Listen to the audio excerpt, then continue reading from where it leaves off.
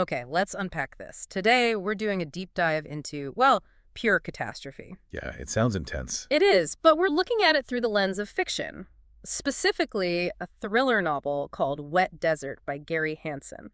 Right, the one that details this coordinated multi-site attack on the Colorado River Dam system. It's quite the scenario. Exactly. And we're going to treat this fictional crisis almost like a blueprint, you know? Like a case study. Mm. Our mission here is to sort of pull out the surprising engineering and even the political realities that the author embedded in the story. We'll track the domino effect, basically, how everything cascades across the western U.S. water infrastructure after that first big hit. Mm-hmm. And it starts with just about the biggest shockwave imaginable. The catastrophic failure of Glen Canyon Dam, which in the novel is called Porcupine Dam. And the description of that initial event, Yeah. it's chilling because of the quiet. Right. The explosion happens, but for a moment there's no sound, no water visible below, just nothing. It's the physics, isn't it? The sheer scale. The sound wave takes time to travel. And when it hits, even with ear protection, it's described as this crushing physical blow. But what's really insightful, I think, from an engineering perspective in the novel is the mechanism.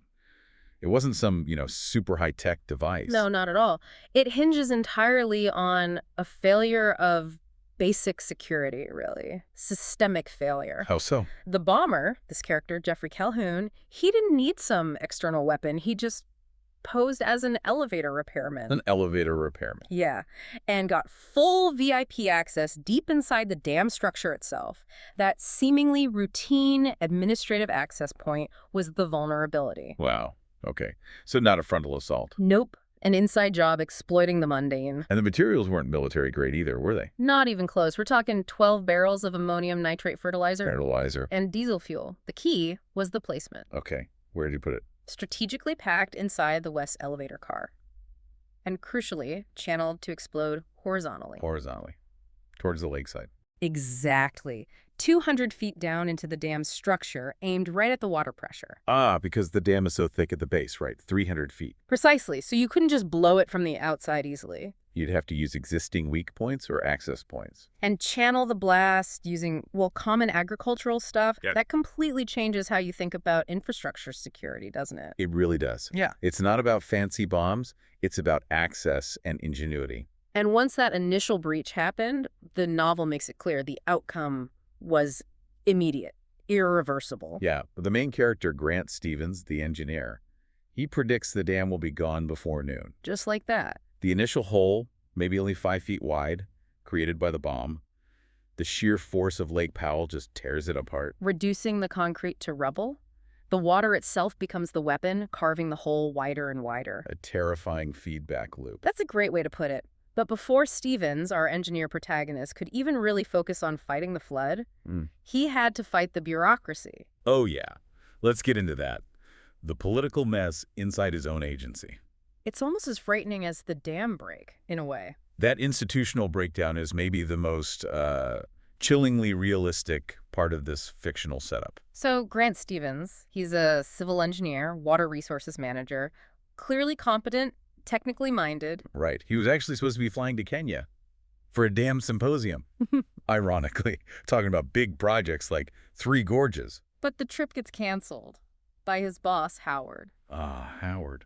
The lawyer. The lawyer, exactly. Rumored to be a political plant sent from the Department of the Interior. And his goal, according to the rumor mill in the book, To gut the Bureau of Reclamation, basically dismantle it from the inside. so you have this perfect storm. An expert being sidelined by a political appointee who doesn't understand the technical realities. Howard's just handing out busy work, sowing chaos long before the actual dam collapses. It's textbook dysfunction. It really highlights what happens when expertise gets pushed aside for politics, especially in critical infrastructure. And it's almost absurd, right? The world is literally flooding, and Grant, who was already being marginalized, Suddenly, he's the one in charge. He has to take command. he grabs the Bureau's Gulfstream jet, heads straight into the disaster zone. But his first actions show why that expertise matters so much. They were incredibly fast and smart. Purely operational, immediate needs. Like what? What's the first step? Notifying everyone in the Red Book. That's the emergency contact list. So downstream officials, the Grand Canyon Park authorities. Everyone who's about to be hit by this wall of water. And crucially, ordering upstream dams shut down. Immediately tells him to close the gates at Flaming Gorge Dam. Which sounds counterintuitive at first, right? Flaming Gorge is hundreds of miles upstream. Yeah, why shut it down when Glen Canyon below it has already failed? Because that water takes time to travel. It won't stop the initial flood wave from Glen Canyon's collapse. Okay. But they knew with maybe a day or two, they would desperately need that upstream storage capacity to try and regain some control over the river's flow later on. Thinking ahead. Trying to mitigate the duration of the disaster, not just the initial impact. Exactly. Long-term regulation.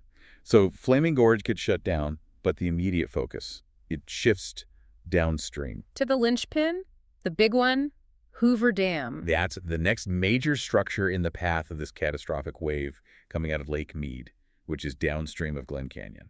And Grant's orders for defending Hoover, they were aggressive and based on his... Deeply rooted in historical precedent, yeah. Yeah.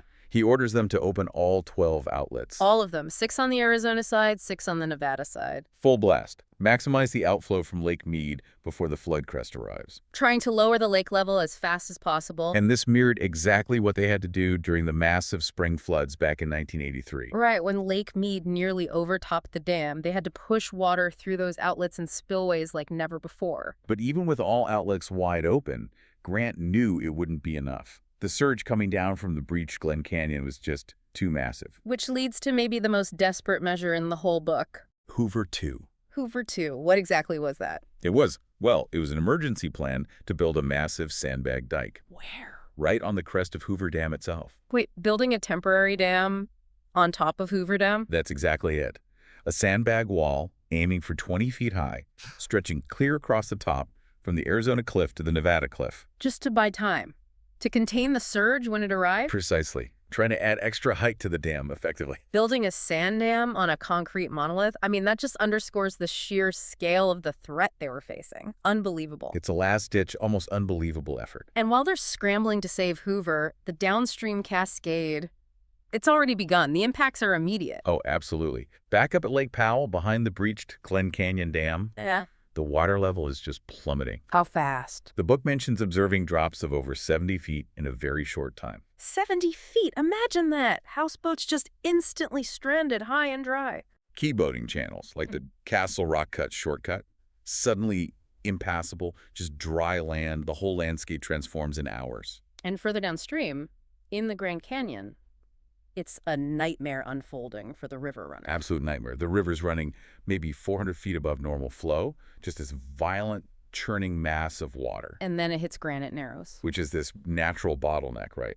The canyon walls pinch in, and the entire Colorado River is forced through a gap only 76 feet wide. 76 feet with that volume of water. It becomes a pressurized kill zone. The velocity, the turbulence, it's unimaginable. The book describes it as a funnel causing mass fatalities among any river trips caught in it. Just horrific. And the crisis doesn't stop there, does it? The bomber isn't finished. No, he strikes again, further down the river system, targeting Davis Dam next. Davis Dam holds back Lake Mojave below Hoover. Right. And this one was a critical near miss. How so? What happened? The bomber used a series of buried charges, targeting the dam's supporting structures, the earthen parts. Okay. But one of the charges failed to detonate properly. Oh, wow. Pure luck. Seems like it.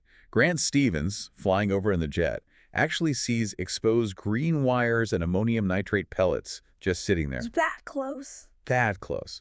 He immediately authorizes construction crews on the ground to scramble and shore up that section of the gravel dike before the main floodway from Hoover arrives. Talk about racing against time. Literally, minutes or hours matter at that point. And the problems just keep stacking up, don't they? Even further downstream at Parker Dam. Parker Dam, holding back Lake Havasu, where the big aqueducts start. They run into another problem there, a purely technical one this time. Yeah, a shocking failure of existing equipment. Turns out only 4 of the 5 massive spillway gates were actually working. Only 4 out of 5. What was wrong with the 5th one? Gate number 5 was just jammed, stuck, wouldn't open. You're kidding. At a time like this? Nope. And this is, I think, a really critical insight the novel offers into real-world fragility. You have this vital piece of infrastructure. And one key component is simply out of commission due to, what? Deferred maintenance? Bad luck. Probably a bit of both. And the consequence is dire. Grant has to put demolition teams on standby. Demolition teams. To do what? To use high-grade explosives to literally burn through the steel and concrete of gate number 5. To manually blow it open if the water level got too high. If the water demanded it, yes. That was the contingency plan. The idea that this incredibly sophisticated dam system was one jammed gate away from needing emergency demolition. It highlights this stunning, maybe complacent reliance on everything working perfectly. On theoretical capacity, rather than tested reality. That's a huge theme. So let's talk about the man behind all this destruction. Jeffrey Calhoun. What was his deal? What drove him? Calhoun is profiled as an electrical technician. Socially awkward, maybe, but very bright with electronics. Okay. And crucially, his neighbors and acquaintances saw him as a fanatical environmentalist. Fanatical. That was the word used. Yeah. And his method, as we discussed, relied on these elaborate but ultimately low-tech impersonations. Like the elevator repairman disguise, using the system against itself to get VIP access. Exactly. But it's his later attacks that really crystallize his true goal. What were they? He attempts to poison the All-American Canal. Which takes water to Southern California's farms. Right. And he successfully bombs the Colorado River Aqueduct. Which supplies water to Los Angeles and other cities. And that's when Grant Stevens has the breakthrough realization. What was it? He realized all these attacks, even the dam breaches, weren't primarily aimed at denying water to U.S. users. They were aimed at diverting water, pushing it further downstream. Downstream, past the U.S. border. Exactly. Grant realized he and the entire Bureau had been suffering from what the book calls jurisdictional blindness. They never looked past the international border with Mexico. So the true target wasn't L.A. or Vegas. The target was the desiccated, dried-up Colorado River Delta in Mexico. He calls it the Ghost Delta. Yeah. This huge area, historically an incredibly rich wetland. Teeming with birds, fish. The book even mentions jaguars used to live there. An immense ecosystem. But for decades, because of upstream dams and diversions in the U.S., it had been completely dry. The river often dried up 60 miles before even reaching the Gulf of California. Just sand and salt flats. Calhoun, the radical environmentalist, wasn't trying to destroy the U.S. water supply out of malice. He was trying to force water back into that dead delta. Radical environmental restoration through catastrophic means. That was his endgame, a forced diversion on a massive scale. So, in the end, his campaign of terror, did it work? What was the aftermath? Well, Calhoun is eventually apprehended, but his actions fundamentally shake up the entire political landscape around Colorado River water. The turbulence must have been immense. Oh, absolutely. The book describes this really ugly incident, the Glen Canyon Massacre. What was that? Thousands of recreational users, boaters, fishermen violently clashing with environmentalists who were protesting the very idea of rebuilding Glen Canyon Dam. Wow. So it exposed this really deep, bitter ideological divide over water policy and the environment. Completely. But the crisis, the sheer scale of it, ultimately forced a resolution that decades of negotiation couldn't achieve. About 2 months after the bombings, the president announces this major political compromise. Okay. What was the deal? On one hand, Glen Canyon Dam would be rebuilt to satisfy the water users, the power interests, the recreationalists. And Grant Stevens, our engineer hero. He's put in charge of the reconstruction, which seems fitting. Okay, but that sounds like a win for the status quo. What about the Delta? That was the other half of the compromise. Yeah. The crucial part. Simultaneously, new legislation is passed Legislation for what? to dedicate a permanent, guaranteed, regulated flow of water specifically to restore the Mexican Delta. Permanently. Permanently.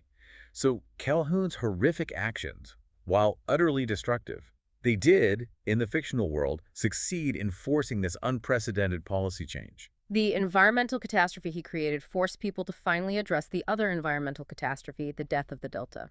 Exactly. Knowledge of that systemic failure, the Ghost Delta, finally broke through the political deadlock. So we've seen how this fictional crisis really digs into some profound vulnerabilities. Yeah, not just the concrete dams, but the human systems too. Like the political interference gutting expertise. The jurisdictional blindness, Yeah.